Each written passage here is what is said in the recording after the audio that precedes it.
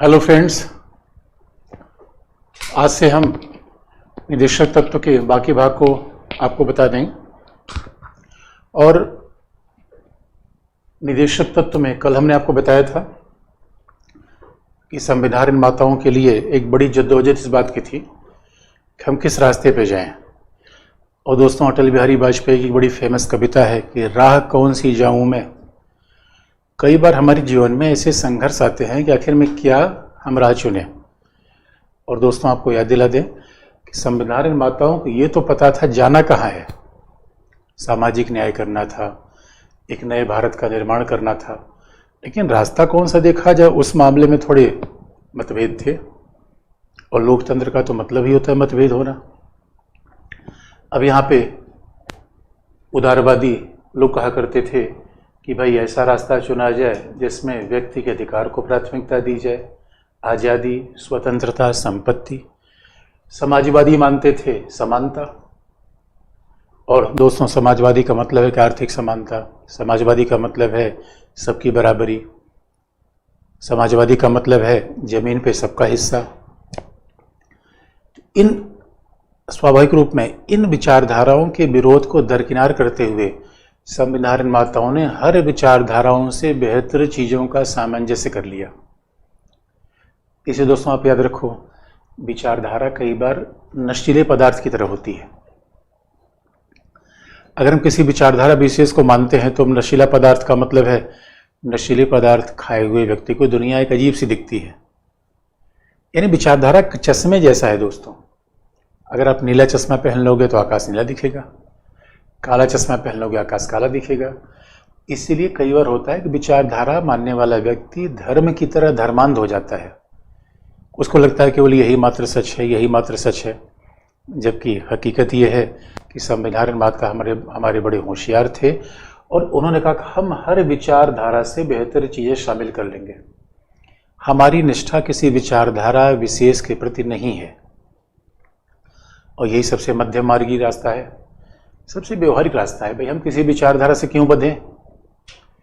इसलिए संविधान निर्माताओं ने उदारवाद की कुछ बातें निदेशक तत्व में शामिल कर ली, समाजवाद कुछ बातें शामिल कर लिया और गांधीवाद की बातें शामिल कर ली। तो आप याद रखो, जहां समाजवाद की बात आएगी वहां आर्थिक समानता का मुद्दा आएगा।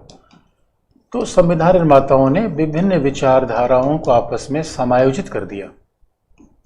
जहां दोस्तों दुनिया वैचारिक रूप में लड़ रही थी, जहां दुनिया में वैचारिक रूप में यह था कि अमेरिका सोवियत संघ खिलाफ था, सोवियत संघ अमेरिका खिलाफ था, वहां भारत ने एक नया ही रास्ता दिखाया। भारत ने कहा, अरे भाई, हर विचारधारा में अच्छे तत्व हैं, हर विचारधारा में गड़बड़ तत्व है। आज भी देखो दोस्तों, बड़ी संघर्ष संग्राम चलते रहते हैं। इसलिए संविधान निर्माताओं ने कहा हम आर्थिक समानता को महत्व देंगे, हम बंधुत्व को भी महत्व देंगे। यानी समाजवाद का मतलब क्या है दोस्तों? अगर हमारे पास दो भैंस है, एक भैंस का दूध हम रखें, दूसरे भैंस का दूध समाज में, गांव में बांट दें, ये समाजवाद है। वितरण, समाजवाद का मतलब होता है वितरण, समाजवाद का मतलब होता है बंधुत्व, समाजवाद का मतलब होता है समानता। इसलिए निदेशक तत्व में कभी आप देखो इनकी बातें भी दिखेंगी। और उदारवाद का मतलब होता है स्वतंत्रता, उदारवाद का मतलब होता है संविधानवाद, उदारवाद का मतलब होता है सेपरेशन ऑफ पावर, शक्ति का पृथक्करण। ये उदारवाद है। अब उदारवाद आप जानते हो दोस्तों, उदारवाद का मतलब किसी गुलाब देना उदारवादी है। इसलिए हमारे यहाँ झगड़ा चला है सब गेहूं और गुलाब। तो गेहूं के समर्थक समाजवादी हैं, गुलाब के समर्थक उदारवादी हैं। इसीलिए उदारवादी आदमी, देखो उदारवादी मतलब जो स्वतंत्रता को मानता है, संविधानवाद मानता है, संपत्ति को माने और एंटीक पीस को भी देखे, यानी संपत्ति की बात करे, वो उदारवादी है। इसलिए हमारे यहाँ संविधान में हर परिप्रेक्ष्य आपको दिखेगा। और संविधान निर्माताओं ने कहा भाई बीच का रास्ता ले लेते हैं। तो जब गांधीवाद की बात करोगे तो गांधी बाबा यानी मद्यपान, तो गांधी बाबा बड़े व्यवहारिक व्यक्ति थे। और क्योंकि आजकल देखोगे दोस्तों, जब वो इंग्लैंड गए गांधी बाबा, तो उन्होंने देखा कि इंग्लैंड और अमेरिका में जो लोग शराब पीते हैं वो उच्च वर्ग के लोग हैं, धनी लोग वहाँ शराब पीते हैं। और हमारे यहाँ रिक्शे वाला ही शराब पी के लुढ़क जाता है। इसे गांधी बाबा ने कहा कि भैया हमारे यहाँ तो गरीब आदमी शराब पीता है, इतनी मेहनत से दिन भर कमाई किया, रात में शराब पी के निकल लिया। इसे गांधी बाबा कहा करते शराब को बंद किया जाए, इसको भी शामिल किया गया। लघु उद्योग, कुटीर उद्योग। दोस्तों गांधी बाबा का मानना था कि भारत के विकास के लिए पश्चिम के औद्योगिक मॉडल सही नहीं होंगे, क्योंकि भारत जनसंख्या वाला देश है। अरे यूरोप में इतनी जनसंख्या कहाँ है? यूरोप में सबसे बड़ा देश है जर्मनी, जनसंख्या 7 करोड़। हमारे यहाँ तो उत्तर प्रदेश को नया देश बना दिया जाए तो जरा सोच के देखिए, चौथा दुनिया का सबसे बड़ा जनसंख्या वाला देश बन जाएगा। यानी जहाँ ज़्यादा लोग हों, जहाँ ज़्यादा हाथ हो, वहाँ भारी भारी मशीन के बजाय, उद्योग के बजाय लघु उद्योग, कुटीर उद्योग करोगे तो लोगों को रोजगार तो मिल जाएगा। तो गांधी बाबा का तरीका अलग था। इसलिए आज भी देखो भारतीय सरकार क्या कर रही है, लघु उद्योग, कुटीर उद्योग। इसलिए जहाँ लघु उद्योग, कुटीर उद्योग, गांव स्वराज, गांधी बाबा कहा करते थे गाँव में ईश्वर रहते हैं, शहरों में देवता। अब गांव में ईश्वर क्यों रहते हैं दोस्तों? गांव में चले जाओ, लोग हालचाल पूछते हैं, एक गिलास पानी पिला देंगे। शहर का आदमी देख के दरवाजा बंद कर लेगा, पहले झांके कौन है, उसके बाद दरवाजा फट से बंद कर लेगा। शहर का आदमी किसी को रास्ता भी आप पूछोगे भैया रास्ता कहाँ जाए, उसको लगता है रास्ता बताने में ही पैसा मांग रहा है हमसे। इसे गांधी ऐसी शासन चाहते थे जहां गांव का प्रभाव हो। इसलिए दोस्तों जब आप निदेशक तत्व में ये देखो कि समाजवादी तत्व कहाँ है, निदेशक तत्व में देखो पूंजीवादी उदारवादी तत्व कहाँ है, गांधीवादी तत्व कहाँ है, इसको रटने की आवश्यकता नहीं, बस समझ लो कि आखिर में समाजवाद किसकी बात करता है। जहां मुफ्त में कोई चीज मिले, जहां काम का अधिकार हो, वहां समाजवाद। जहां निःशुल्क कोई चीज हो, चाहे वैधानिक अधिकार, समाजवाद, वो समाजवाद में आएगा। जहाँ पे निःशुल्क शिक्षा, काम का अधिकार, ये सब समाजवाद में आएगा। और जहाँ पे न्यायपालिका कार्यपालिका के बीच अलगाव, उदारवाद में आएगा। जहाँ पे सांस्कृतिक धरोहरों की रक्षा, उदारवाद में आएगा। तो उदारवाद के एलिमेंट अलग ही होते हैं। और फिर जहाँ पर गांव की बात आएगी, शराबबंदी की बात आएगी, पशुओं की रक्षा की बात आएगी, गाय बछड़े पशुओं की रक्षा। क्योंकि दोस्तों जो भारत हम आज़ाद हुए थे उसमें बहुत बड़ी अर्थव्यवस्था कृषि आधारित अर्थव्यवस्था थी, और कृषि आधारित अर्थव्यवस्था में पशुधन का बड़ा महत्व होता है। इसलिए गांधी बाबा पशुधन की बात किया करते थे। ऐसा नहीं था कि केवल मतलब गाय का कोई धार्मिक कारण था, ऐसा नहीं था। गांधी बाबा इसलिए गाय को मानते थे कि उसके पीछे कोई धार्मिक कारण था, ऐसा नहीं था, उसके पीछे आर्थिक कारण था। अरे भाई जहाँ देश आज़ाद हुआ था तो हमारे पास कौन सा उद्योग था, कौन सी मशीन थी? तो गांव वालों के लिए गाय भैंस यही सब तो उनके संपत्ति के साधन थे। गांधी बाबा बड़े व्यवहारिक थे। अरे दोस्तों गांधी बाबा भारत को जानते थे, इसलिए पहले वो भारत आए, पूरे भारत पहले उन्होंने घूमा कि भारत है कैसा। और नेहरू को कई बार वो कहा भी करते थे कि Nehru you are still stranger for India. Nehru तुम भारत को जानते नहीं, अभी लंदन से पढ़ के आए हो। अरे भारत को देखो पहले, भारत कैसा है। और गांधी बाबा तो भारत को महसूस करते थे दोस्तों। इसीलिए आज भी राहुल भैया पूरे भारत जोड़ो यात्रा पे चल रहे हैं कि भारत को देखें तो। और दोस्तों याद रखो आज भी बहुत सारे नेता गांधी की नकल करके भारत की यात्रा करते हैं। ये सवाल है गांधी का नजरिया कहाँ से लाओगे दोस्तों? देखने और नजरिए में फर्क होता है। नजरिया गांधी का बड़ा इंपॉर्टेंट था। इसलिए हमारे यहाँ निदेशक तत्व में तीनों बातें आ गई। और संविधान सभा में दोस्तों, संविधान सभा में आप जानते हो कि संविधान बनाने की तमाम समितियां बनी थी, कमेटीज बनी थी। जैसे आपने सुना होगा संघ सरकार की समिति, ड्राफ्टिंग कमेटी, वैसे ही एक कमेटी बनी थी मूल अधिकारों की उप समिति। तो जब मूल अधिकारों की उप समिति बनी थी, यानी जो बात ध्यान में रखने की है कि हमारे संविधान निर्माण सभा में डीपीएसपी निदेशक तत्व की कोई उप समिति नहीं थी। समिति थी मूल अधिकारों की, और उसके मूल अधिकारों की उप समिति के मुखिया थे जेबी कृपलानी। और आप जानते हो दोस्तों संविधान नया नया बन रहा था, नए नए रूप में देश को आज़ादी मिली थी, और कृपलानी साहब ने फंडामेंटल राइट का पूरा पुलिंदा ढूंढ निकाला, भारी भरकम फंडामेंटल राइट दिया। अब ये हुआ कि भैया इतना बड़ा अधिकार हम लोगों को देंगे कैसे। इन दोस्तों, फंडामेंटल राइट जो कि राज्य के खिलाफ आता है वो बाध्यकारी होता है। इसे फंडामेंटल राइट में जो आप लिख देंगे वो तुरंत आपको नागरिकों को देना पड़ेगा। तो संविधान के सलाहकार BN राव ने एक उपाय निकाला। BN राव ने कहा ऐसा है कृपलानी साहब, मूल अधिकार को आपने तो ठीक है इतना सारा इकट्ठा कर लिया है, तो ऐसा करिए मूल अधिकार को 2 भाग में बांट दीजिए। एक भाग 3 में रख दीजिए, दूसरा भाग 4 में रख दीजिए। इसलिए दोस्तों हमारे संविधान निर्माता गए थे ढूंढने मूल अधिकार। निदेशक तत्व ढूंढने का तो मनसा था ही नहीं, गए थे ढूंढने मूल अधिकार। लेकिन मूल अधिकारों का इतना ज्यादा विस्तार हो गया, मूल अधिकारों का पुलिंदा इतना बड़ा हो गया, ये तय किया गया कि भैया मूल अधिकार को 2 भाग में बांट दो। एक होगा फंडामेंटल राइट, एक होगा निदेशक तत्व। यहीं से भाग 4 आ गया।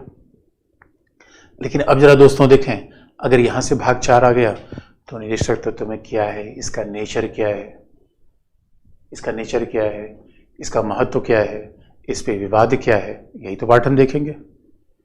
ये तो निदेशक तत्व के बारे में बेसिक जानकारी है। इसलिए कभी किसी भाग 4 के निदेशक तत्व को पढ़ो तो आराम से उसको देखो, और कैसे आराम से उसको कैसे देखो कि कौन सा एलिमेंट समाजवादी है। तो समाजवाद क्यों है, क्योंकि समाजवाद की विशेषताओं में ये आता है कि नहीं आता है। आप याद रखो दोस्तों, अगर फ्री लंगर मिल रहा है समाजवाद, जहां पे फ्री चीज मिल जाए तो आप कहोगे मोदी के द्वारा फ्री दिया गया जो योजना है सब अनाज, समाजवाद। तो हाँ, नजदीक का लो समाजवाद की तो है, जहां पे चीज फ्री मिल जाए समाजवाद। और जहां पर लग्जरी की बात हो, अब कहोगे सर मैं ब्यूटी पार्लर जाना चाहता हूं तो उदारवाद है समाजवाद। तो मैं कहूँगा उदारवाद है। अरे सौंदर्य की बात करना, व्यक्ति की बात करना, चेहरे को चमकाना, ये सब पूंजीवादी विचार है कि पूंजीवादी बड़ा लग्जरी पसंद होता है। इसे दोस्तों देखो पुराने जमाने की फिल्में, राज कपूर की फिल्में देखो तो हीरो बैलगाड़ी पर बैठ के चला रहा है, कह रहा आवारा हूं, समाजवाद। इस समाजवाद में सादगी होती है, समानता होती है, इसलिए राज कपूर का हीरो बैलगाड़ी पर आता है। लेकिन पूंजीवाद में आप देखो, पूंजीवाद की फिल्म में देखो, उसमें देखो हीरो हेलीकॉप्टर से आ रहा है और उसके बाद क्या पैसा पैसा करती है, पैसे पे मरती है। ये कैपिटलिज्म है, पूंजीवाद, डॉलर। तो आप देखो दोस्तों ये जमाना बदल गया। तो संविधान निर्माताओं ने हर चीज को शामिल किया और वो इतने होशियार थे, वो जानते थे कि समाजवाद शब्द का प्रयोग नहीं किया जाए। इसलिए हमारे मूल संविधान में समाजवाद शब्द का प्रयोग नहीं है, निदेशक तत्व में भी समाजवाद शब्द का प्रयोग नहीं किया गया। अरे तो समाजवाद शब्द का प्रयोग इंदिरा गांधी ने 42वें संविधान संशोधन से कर दिया। और दोस्तों ये है कि समाजवाद के अनेक रूप थे। हर आदमी अपने आप को समाजवादी कहता था, रसिया का अलग रूप था, इंग्लैंड का अलग रूप था। तो भारतीय संविधान निर्माताओं ने कहा यार इतना जब लफड़ा समाजवाद शब्द में है तो क्यों ऐसे विवादास्पद शब्द को रखा जाए। बड़े होशियार लोग थे, नहीं रखा।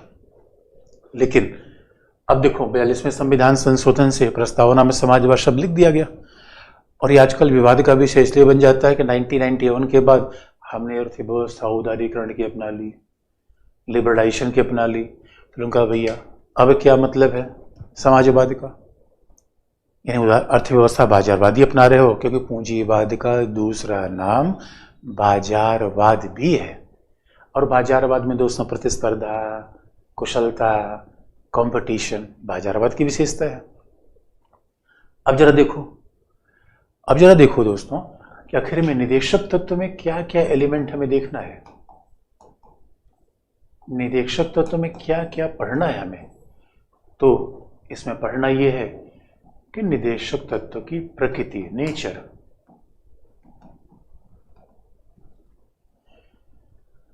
निदेशक तत्व की प्रकृति कैसी है। तो पहला अब देखो ये है अवादी योग्य। अब अवादी योग्य कह लो, इंग्लिश में नॉन जस्टिसेबल।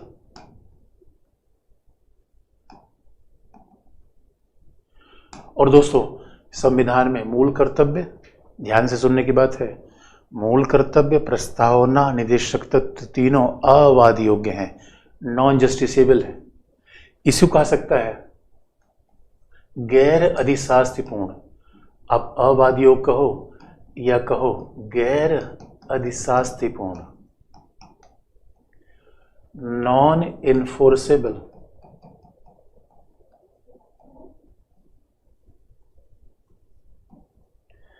ये अवादी योग भी हैं और गैर अधिशास, इसी का दूसरा नाम है गैर अधिशासपूर्ण। आप कहोगे सर इसका मतलब क्या है, अवादी योग का मतलब क्या है? बात सीधी सी है।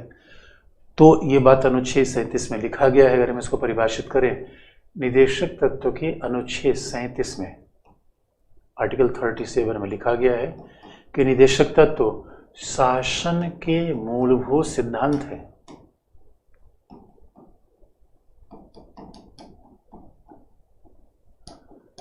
They are fundamentals of governance. बड़ी महत्वपूर्ण बात है। शासन की मूलभूत सिद्धांत है। निदेशक तत्व क्या है? फंडामेंटल्स ऑफ गवर्नेंस है। और दोस्तों, जब गवर्नेंस का मतलब होता है, इसका मतलब है सरकार विधि बनाएगी तो निदेशक तत्व को ध्यान में रखेगी, सरकार कोई पॉलिसी बनाएगी तो निदेशक तत्व को ध्यान में रखेगी। अब ऐसा देखो, सरकार विधि कैसे बनाएगी? अब हम एक एग्जाम्पल आपको बता देंगे। 87 में हमने एक विधि का निर्माण किया जिसे कहते हैं NALSA, national legal services authority act, right to education act.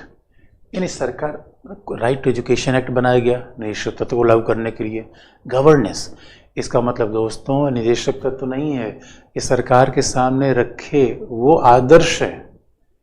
ये निदेशक तत्व नहीं है, ये संविधान निर्माताओं के आदर्श हैं, ये राष्ट्रीय आंदोलन के, ये नेहरू के आदर्श हैं, गांधी के आदर्श हैं, डॉक्टर अंबेडकर के आदर्श हैं और राष्ट्रीय आंदोलन के नेताओं के आदर्श हैं। इसे कहा भी जाता है हमारा संविधान दोस्तों केवल कागज का टुकड़ा नहीं है, आर्टिकल नहीं है। अरे इसमें तो हमारे राष्ट्रीय नेताओं के आदर्श हैं। और राष्ट्रीय नेता किसकी बात जानते थे? आम जनता की बातों से जुड़े हुए थे। इसलिए जब कहते हैं कि शासन के मूलभूत सिद्धांत है, इसका मतलब है नई शिक्षा नीति बनेगी तो भी हम निदेशक तत्व को ध्यान में रखेंगे। बिहार सरकार ने कहा शराब बैन करेंगे, निदेशक तत्व को ध्यान में रखा। मोदी सरकार कह रही है आयुष्मान योजना, निदेशक तत्व को। शासन के मूलभूत सिद्धांत, इसका मतलब हम कोई संविधान में बदलाव करेंगे तो इसको ध्यान में रखेंगे, इसका मतलब कोई नई विधि बनाएंगे तो ध्यान में रखेंगे, कोई नई पॉलिसी बनाएंगे तो भी ध्यान में रखेंगे। इसलिए शासन के मूलभूत सिद्धांत है। और दूसरी बात, इसको लागू कराने के लिए आप उच्चतम न्यायालय में नहीं जाओगे। यानी आप ये देखो दोस्तों, यही फंडामेंटल राइट निदेशक तत्व फर्क है।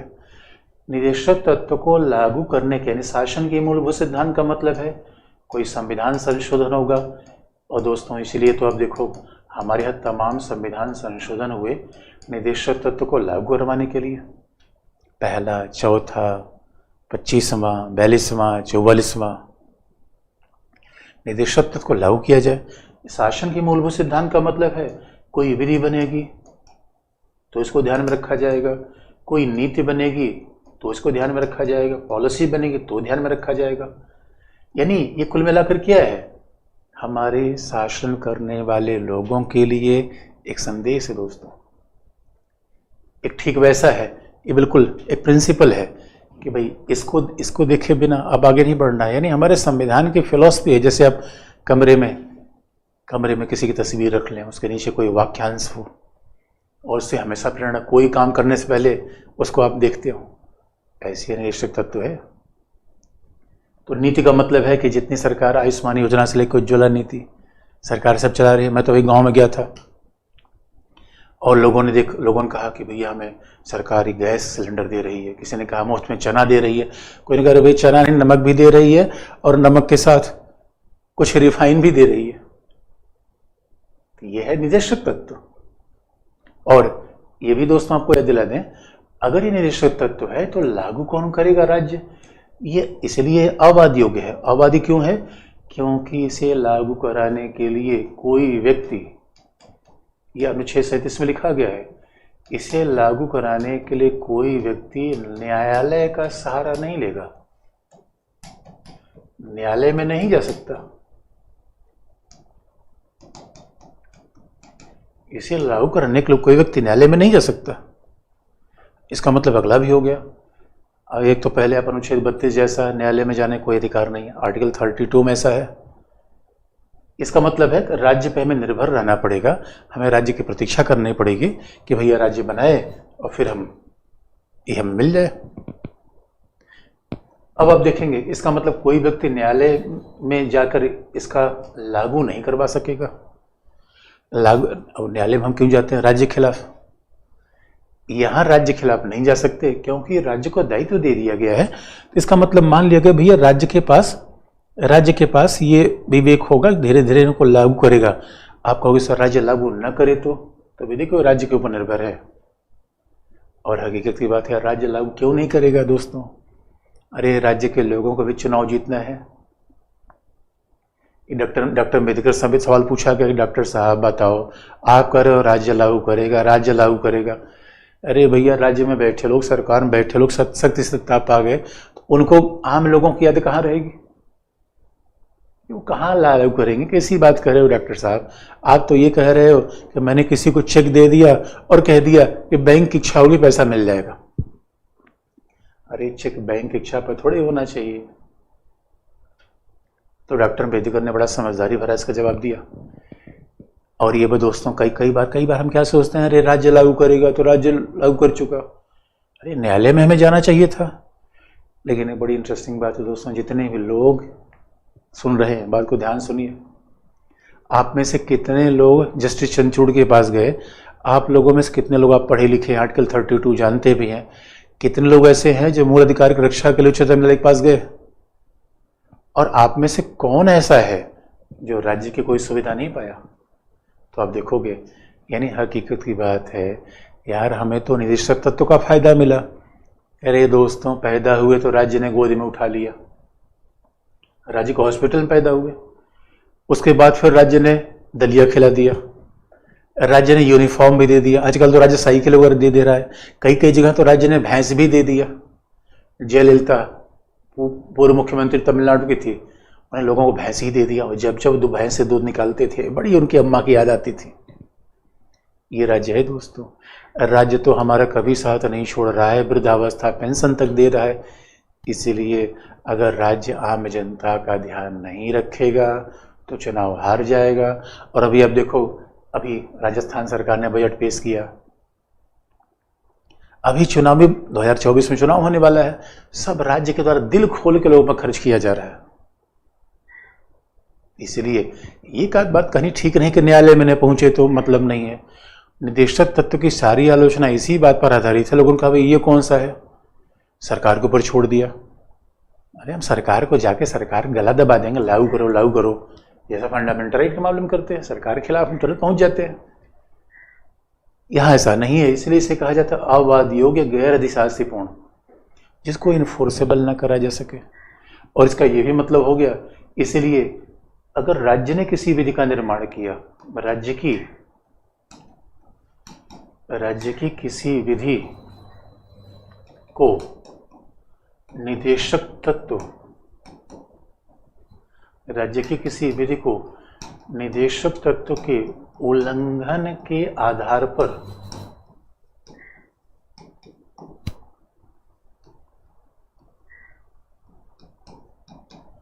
चुनौती नहीं दी जाएगी। राज्य की किसी विधि को निदेशक तत्व के उल्लंघन के आधार पर चुनौती नहीं दी जाएगी। यानी आप किसी विधि को, राज्य ने कोई विधि बनाई और आप कह लो भैया इससे निदेशक तत्व का कोई प्रावधान खत्म हो रहा है, अनुच्छेद 36 से लेकर 51 तक कोई प्रावधान समाप्त हो रहा है, नहीं माना जाएगा। यही अववाद योग्य है, क्योंकि इसको आप चुनौती न्यायालय में दे नहीं सकते, इसको लागू कराने के लिए न्यायालय में जा नहीं सकते। यही तो अववाद योग्य है। जबकि आप देखोगे मूल अधिकार का उल्लंघन हो रहा है तो आप न्यायालय में जा सकते हैं लागू कराने के लिए। और अगर कोई विधि बन गई जो मूल अधिकार के खिलाफ है तो भी आप इसके लिए आप न्यायालय में जा सकते हैं कि भैया ये हमारे खिलाफ विधि कैसी बनाई। निदेशक तत्व के मामले में यह लागू नहीं होता, ये बात आर्टिकल 37 में लिखी गई है, इसलिए इसे कहा गया अववाद योग्य। इसलिए इसका नेचर अववाद योग्य है। या फिर इसको ये कहिए, अववाद योग्य और गैर अधिशासपूर्ण का मतलब है इसका नेचर क्या है, नैतिक। नैतिक का मतलब दोस्तों ये हमने शासकों की इच्छा पर छोड़ दिया है। ये हमने उनके भलमनसाहत पे छोड़ दिया है कि हमारे शासक राज्य में आएंगे, इसे लागू करेंगे। इसलिए कहा भी जाता है निदेशक तत्व राज्य के स्वरूप को बताता है। निदेशक तत्व का स्वरूप कैसा है? गैर अधिशासपूर्ण, गैर वाद योग्य। लेकिन निदेशक तत्व से और भी बात पता चलती है। निदेशक तत्व राज्य के स्वरूप को ही बताता है। अगर आगे बढ़े, ये हमें आपको समझ में आ गया होगा कि निदेशक तत्व को हम अवाद योग्य क्यों कहते हैं। क्योंकि ये राज्य की नैतिक जिम्मेदारी पर है कि भाई, क्योंकि जो बात न्यायालय में नहीं लागू कराई जा सकती, भाई वो तो नैतिक ही हो गई ना।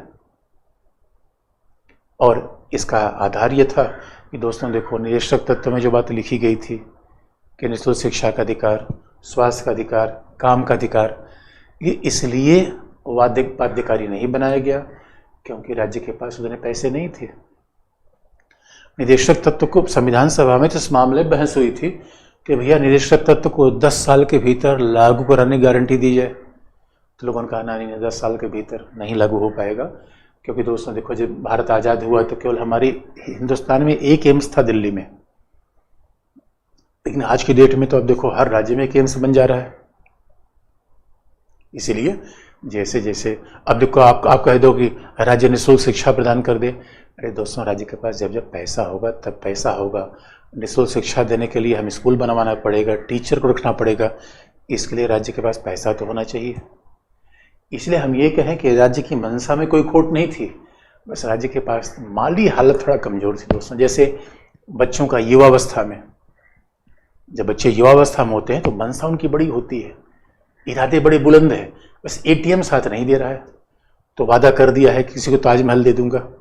अब सवाल है, एटीएम जब देखते हैं तो पता चला उससे तो गुलाब का फूल नहीं खरीदा पा जा रहा, ताजमहल कहाँ दे दूंगा। ये तो जोश आई है। वैसे हमारे संविधान निर्माताओं को जोश आई था, वो थोड़ा मामला था। अब दूसरी बात है, निदेशक तत्व से और क्या दिखता है? अब जरा दोस्तों देखो,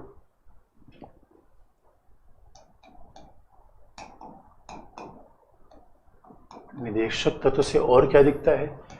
इससे राज्य की प्रकृति दिखती है।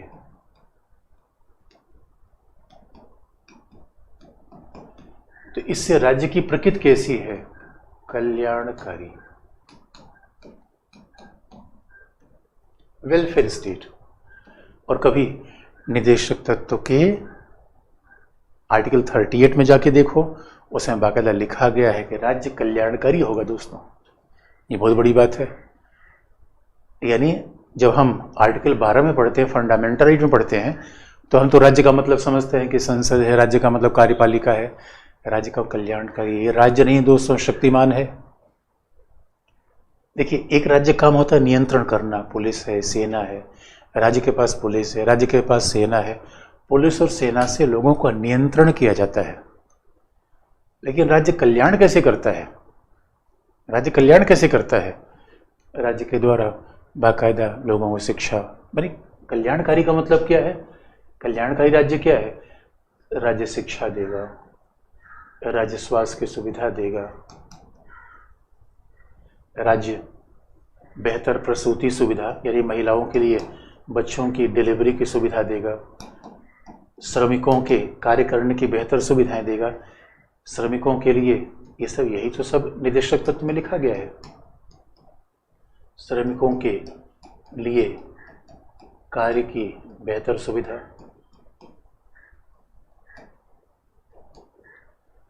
दोस्तों ये कल्याणकारी राज्य है, यानी ये वेलफेयर स्टेट है, ये कल्याणकारी राज्य है जो शिक्षा देगा, स्वास्थ्य देगा, जो प्रसूति सुविधा देगा। अपने आप में ये वेलफेयर स्टेट है। यानी केवल राज्य पुलिस नहीं बनाएगा, राज्य केवल सेना नहीं, पुलिस नहीं, बल्कि ये सब सारी चीजें उपलब्ध कराएगा। इसलिए इसे एक कल्याणकारी राज्य का नाम दिया गया। तो उन्हें आर्टिकल 38 में निदेशक तत्व की प्रकृति देखते कल्याणकारी है, ये कल्याणकारी है। और इसके अलावा आप देखोगे निदेशक तत्व में इतना ही नहीं है, हमारे यहाँ कुछ ऐसी बातें निदेशक तत्व में लिख दी गई, कमाल का आप देखेंगे दोस्तों। निदेशक तत्व में कुछ ऐसी बातें लिखी गई कि निदेशक तत्व कल्याणकारी तो ही है, निदेशक तत्वों में कहीं न कहीं समाजवाद के आधार दिखते हैं। अब वहां पे खास तौर पर आर्टिकल 39BC, जब आर्टिकल 39BC की बात आप करोगे तब तो देखा जाएगा निदेशक तत्व में समाजवाद के आधार भी दिखते हैं। और आपको याद होगा 39BC हमने पहले भी आपको बता रखा है,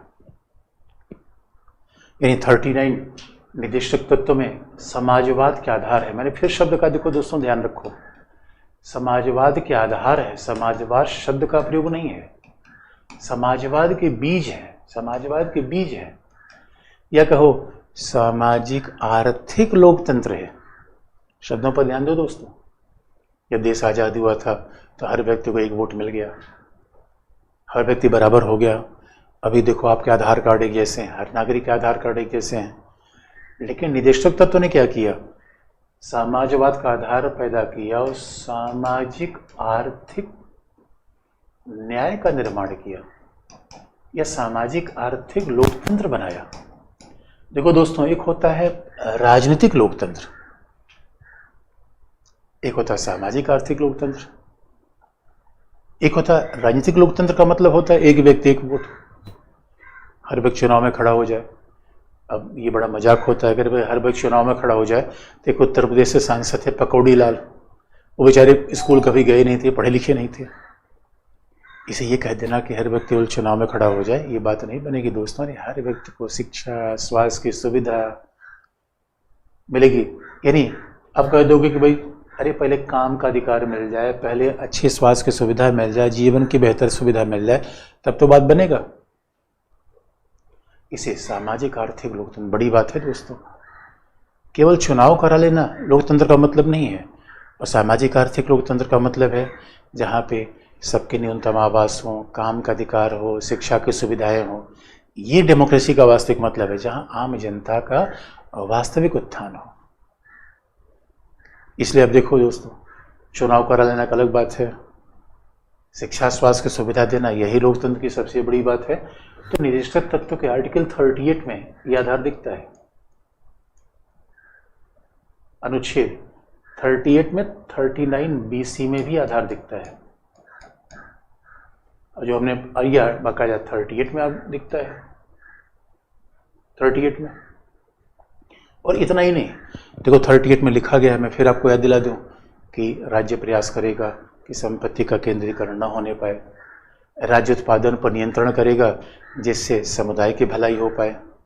ये बाकायदा निदेशक तत्व में लिखा गया है। और समाजवाद का मतलब आप सामान्य भाषा में समझो, समानता लागू करना, विषमता खत्म कर देना। लेकिन कैसी बोलता, आर्थिक विषमता, लेकिन कैसे? चुनाव के द्वारा। दोस्तों हमारे यहाँ तमंचे पर डिस्को नहीं होगा, यानी समाजवाद लाया जाएगा बैलेट से, बुलेट से नहीं। तो आप कहोगे सर ये कैसे होगा, समाजवाद कैसे बैलेट से आ जाएगा, चुनाव समाजवाद आ जाएगा? कैसी बात कर रहे हो, चुनाव समाजवाद आ जाएगा दोस्तों, कैसे? और हमारे यहाँ तो ऐसे आ रहा है, देखो अरे गरीबी हट गई, मतलब गरीबी धीरे धीरे हट ही रही है दोस्तों, सामाजिक न्याय कार्यक्रम चल रहे हैं। और कैसे जमींदारी हट गई, भूमि सुधार हुआ, कैसे? क्योंकि पहले जब देखो लोकतंत्र में क्या होता है, वो सरकार बनाएगा जिसका बहुमत समर्थन करे, और समाज में बहुमत कौन है? गरीब है, गरीबी लोग तो बहुमत में है। तो भैया जब चुनाव कराया जाएगा तो वो गरीबों की सरकार बनती है हमेशा। तो जो सरकार, आप देखो सरकार में जो बैठे लोग हैं किसका ध्यान सबसे ज़्यादा देते हैं? गरीबों का। इसलिए उनके पक्ष में सारे निर्णय होते हैं। तो धीरे धीरे समानता अपने आप बनती जाएगी। लेकिन समाजवाद का असर ये नहीं दोस्तों कि जो संपत्तिशाली उनकी संपत्ति छीन लेना, अमीरों को गरीब बना देना, ये समाजवाद नहीं है, बल्कि गरीबों को अमीर बना देना ये समाजवाद है। तो ये भी रखा गया, समाजवाद का आधार रखा गया। और हकीकत की बात तो ये है, निदेशक तत्व में तो हमारे यहाँ अंतर्राष्ट्रीय शांति का भी प्रावधान कर दिया गया। कमाल की बात है दोस्तों। अभी अब देखो यूक्रेन में लड़ाई चल रही है, आर्टिकल 51,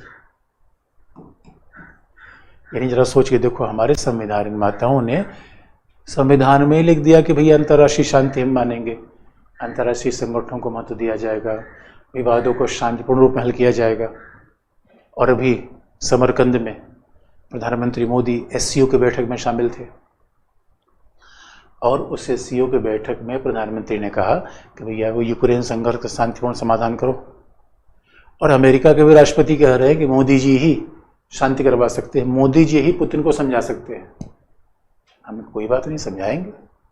और ये हमारे संविधान निर्माता ही बात कह रहे थे कि भाई विवादों का कैसे समाधान होना चाहिए, शांतिपूर्ण। इसलिए दोस्तों देखो G20 का लोगो हमने क्या लगाया है, वसुधैव कुटुंबकम, यानी हम चाहते हैं पूरी दुनिया एक गांव के रूप में रहे, पूरी दुनिया में शांति हो, लफड़ा ना हो, मच ना हो, तो रोज रोज ही पंगा हो रहा है, रोज झगड़े हो रहे हैं।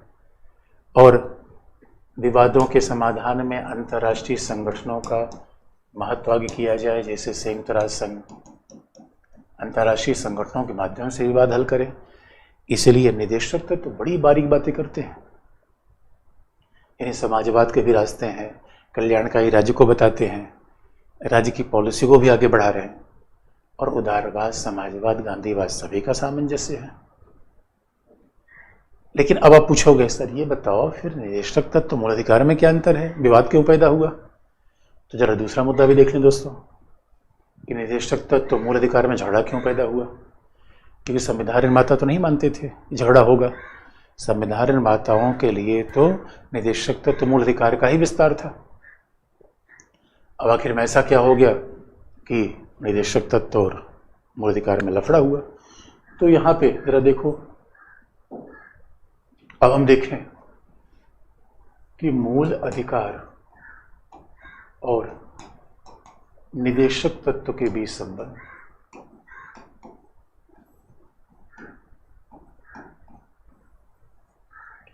तो पहला दोस्तों देखो, पहला अगर मूल अधिकार और निदेशक तत्व के बीच संबंध में देखना है तो जरा देखिए, कई बार तो ऐसा लगता है थोड़ा विरोध लगता है, कई बार पूरकता है, और हकीकत की बात है दोनों एक ही सिक्के के दो पहलू हैं। निदेशक मूल अधिकार का मतलब दाहिना हाथ, निदेशक तत्व का मतलब बायां हाथ। बायां हाथ आपसे पूछा जाए आपकी दोनों आंखों में ज़्यादा महत्वपूर्ण कौन है, आप कहेंगे सर कैसी बात कर रहे हो, दोनों आंखों का समान महत्व है। लेकिन अगर हम देखें कि निदेशक तत्व मूल अधिकार में क्या फ़र्क है दोस्तों, तो आपको याद दिला दूं मैं। देखो मूल अधिकार नकारात्मक स्वभाव के हैं, मूल अधिकार नकारात्मक है। नकारात्मक क्यों है? क्योंकि राज्य को कुछ कार्य करने से रोकते हैं। भाई आर्टिकल 19 क्या कह रहा है कि राज्य आज़ादी न छीने, यानी ये राज्य को प्रतिबंधित करते हैं। ये नकारात्मक इसलिए है क्योंकि ये राज्य को रोक रहे हैं, राज्य को प्रतिबंधित कर रहे हैं। अब राज्य को रोक रहे हैं, प्रतिबंधित कर रहे हैं, इसका मतलब है कि राज्य किसी के जीवन, किसी निजता न छीने, रोको राज्य को। भाई राज्य को रोका ना कि आधार कार्ड को अनिवार्य न करे, इसलिए मूल अधिकार नकारात्मक कहलाते हैं। जबकि निदेशक तत्व राज्य को कुछ करने का आदेश देते हैं, इसे सकारात्मक है। ये राज्य को कुछ करने का निर्देश देते हैं।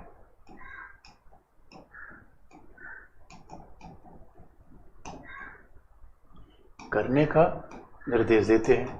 ये कहते हैं भैया राज्य को शिक्षा दो, स्वास्थ्य की सुविधा दो।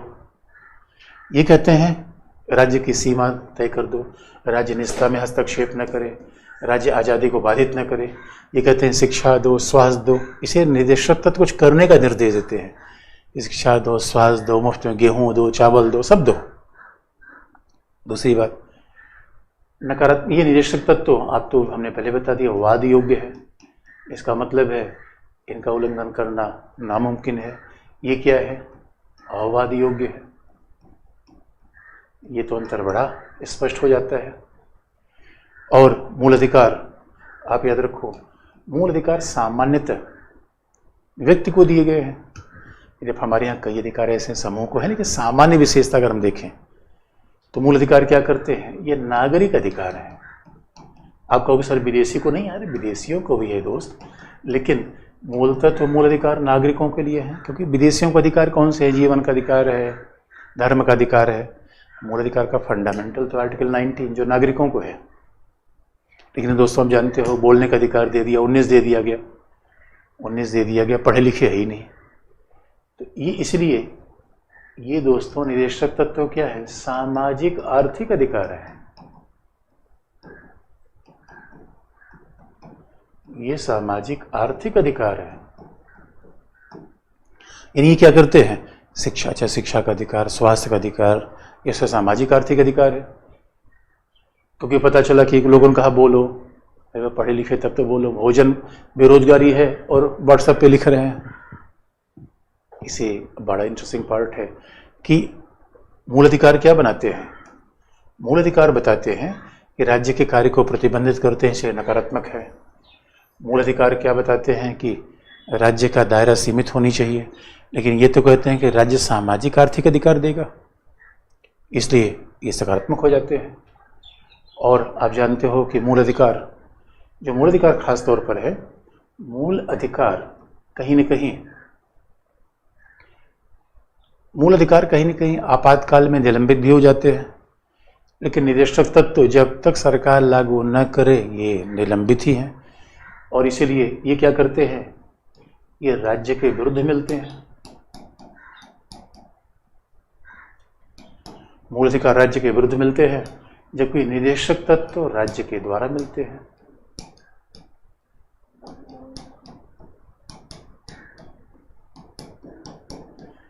तो राज्य के द्वारा प्राप्त होते हैं। इन्हें प्राप्त करने के लिए न्यायालय में जाना पड़ता है। राज्य के विरुद्ध हम न्यायालय में जाते हैं तब ये मिलते हैं। उच्च न्यायालय, उच्चतम न्यायालय, इन्हें देना राज्य का दायित्व है। ये तो राज्य की विधि और नीतियों के द्वारा लागू होते हैं।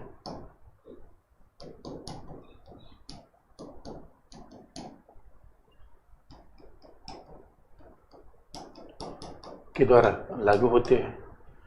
तो इसलिए दोनों में अंतर है। लेकिन हकीकत की बात है दोस्तों, दोनों पूरक क्यों है? क्योंकि अभी आप देखोगे दोनों पूरक क्यों है? क्योंकि बिना सामाजिक आर्थिक अधिकार के बोलेंगे कहाँ? इस तरह सोच के देखो, हमारे संविधान निर्माताओं ने क्या दिखा? चीन केवल इनकी बात करता है। चीन में देखोगे समाजवादी देश केवल सामाजिक आर्थिक अधिकार, सामाजिक आर्थिक न्याय, सामाजिक आर्थिक लोकतंत्र। हमारे संविधान निर्माताओं ने कितना जबरदस्त काम किया है। अरे दोस्तों, जब आप मूल अधिकार की तरफ आते हो तो उदारवादी सिद्धांत की तरफ जाते हो। इसलिए संविधान निर्माताओं ने क्या जबरदस्त सेटिंग की है।